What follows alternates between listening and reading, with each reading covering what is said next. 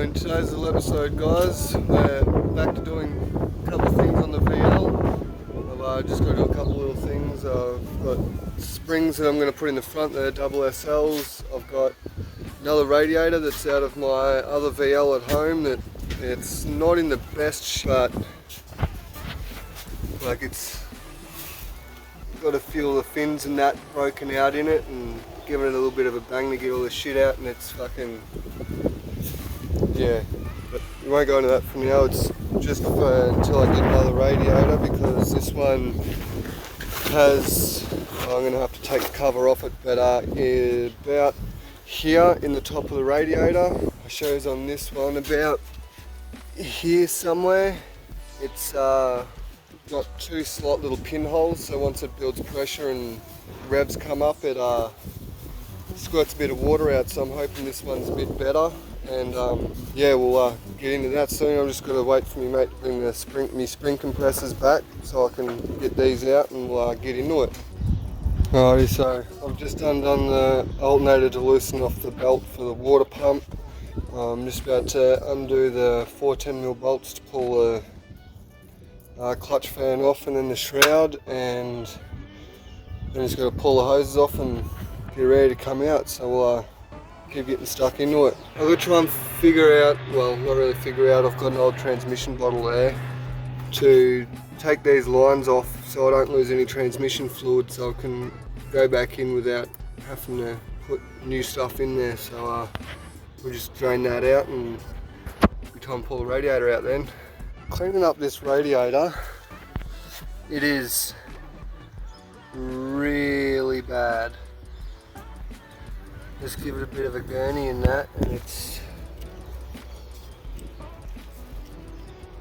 pretty bad. But well, I think I might have a bit of a leak up here where it's corroded a little, or it will be, I'm not sure, but it's only going to go in for now so that I can still move it around and drive it around the yard a bit when it needs to be moved. The other one was leaking a bit when you went to move it, so I didn't want to have to keep filling it up with water. But if this one leaks, well, not if this one leaks, but I'm getting another radiator for it at some point before it actually gets finished anyway. So I'm gonna grab the spring compressors from there, chuck them on here, get those off.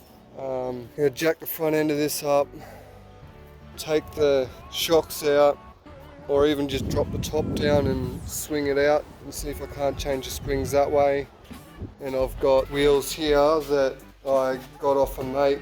He had them sitting on a VP Formula, I think I got these off.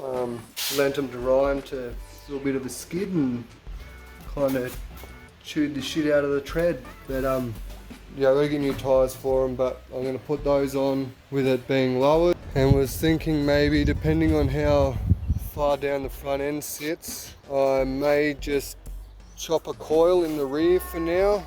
I am eventually going to get proper lowered springs for it and shocks for the rear, but I've got another set of standard shocks on the other VL anyway, so it doesn't really matter if I cut these ones that much. But yeah, so I'm gonna jack this up and start taking the wheels off and getting these struts or shocks done. Jacked it up, I've taken the caliper off.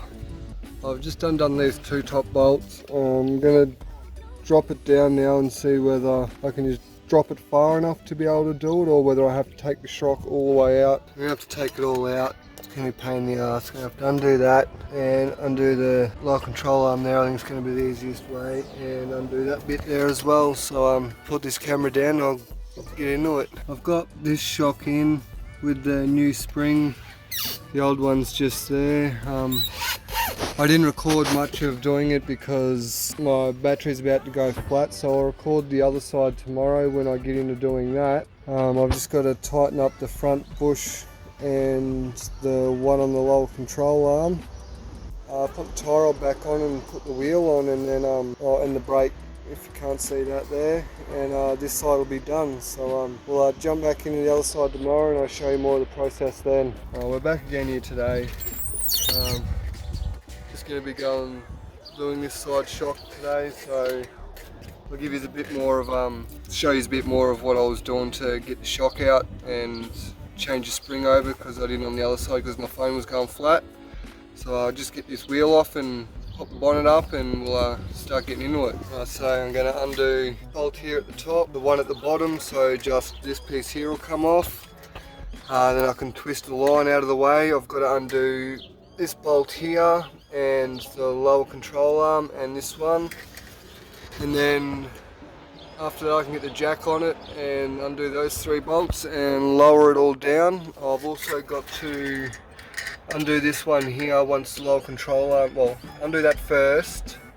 And then once the lower control arm comes undone and this one here comes undone, I can swing that out of the way so that it comes out of that camber rod, strut brace rod, I can't remember what it's called, but yeah, once it comes out of that, then that whole shock will be able to just come down and we'll be able to change the spring over. It's been about 5 minutes. I've got the tie rod undone, I've got the link arm undone, the calipers off, I've got the bolt out of the lower control arm, so I can now just bring that down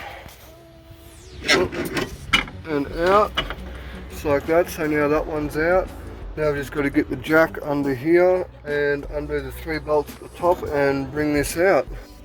Alright, now because this is just a double SL and these struts are gone, I'm not going to worry about putting the spring compressors on them just yet because it doesn't really need it. So I'm just going to ugga-dugga the top off it and pull this spring out. Comes out, slides off the top, trying to reef that off like that, and then springs out, and I'm going to probably put this boot on that one because that one might be torn like the other side was, but when I chuck the spring compressors on that one and undo that one, I'll show you that process too. Right, so I'll get this rolled back. I've just got them done up enough so that they take a bit of pressure on the spring. Yeah, so I've just got them done up enough so I take a bit of pressure on the spring and then just do the same as the other side, undugger it off.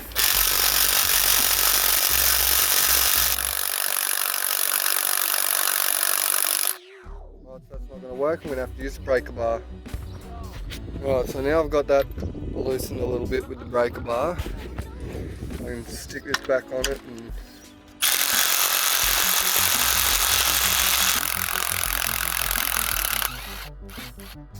it popped up a little bit there. If we didn't have the spring compressors on it, it would have tried launching the lot up out the top. Same process. Oh, it's not going to come out of that. Oh yeah. Now that comes out. Spring comes up. And yeah, it's a little chatty around the bottom, so I'm going to stick that boot on it. But yeah, I'll show you in a second what the size difference is between the springs I'm putting in and the springs that came out of it. Oh, so I've got them both next to each other now. That's the height difference between them. These are double SL King springs, actually proper lower springs, so I will eventually be getting a set of doubles for the rear, but for now I'll just have proper ones for the front and probably just a coil out of the rear to get it to sit down so it doesn't look like it's nose diving. Yeah, I'll get that boot off, get it on there. I think I'm going to take that little bit just there off the top, and yeah, we'll start putting this back together. Alright, so the strut's all put back together. Got the other boot on with a zip tie at the bottom to hold it on, and now just to throw it back in and reverse everything I've just done. So it's all back together now. Brakes back on, tie rod's back on, everything's in there. Just got to run in and grab the other wheel. Just got to set them on it and then lower it down, and I'll get to the backs another day. Right, so that's it all lowered down with those on the front. It's got a lot better fitment in the guard now. The rear's still got a long way to go. If you can't see, it's nose diving a little bit, but I'll record some more and get the rear end down a bit with the same wheels there on, and we'll finish the video off after I do those. Back on doing the springs again today. Last time I did the fronts, which, well, you'll see in the start of this video. I'm just gonna pull the spring out of both sides and cut maybe a coil and a half out of each rear and put it back in and try and get it to sit in the same position where the front does. Just undone the top of the shock there where the nut and that is, so I can get the diff down a little bit more. I'll get that side done and out and start cutting. I cut coil and a half out of each rear spring. Now I'm about to go over and chuck them back in and lower it down and see where it sits. They're both there now, so we'll get them in. Alright, so got the rear lowered. This side, I'm going to need to take the tiniest little bit more out of this coil because of where it's sitting. It's not quite sitting as far as what this side is down. But it's about where I want it to sit. Well, they're 17s, so it doesn't sit too bad. But a lot better than what it was with the standard shocks in the rear. Well, they're still the standard ones, but they're chopped nearly just over 2 coils. So yeah, it looks like there's. It did look like there was rain going to come over, but yeah, I'm going to finish up for today. It's really hot out in the sun, so yeah, cheers for watching this little bit of video of doing the fronts and cutting the rear. I am in the process of looking for proper double SLs for the rear, eventually find a set of them, but for now that's going to be it. Thanks for watching, like, comment and subscribe, and we'll catch us next time.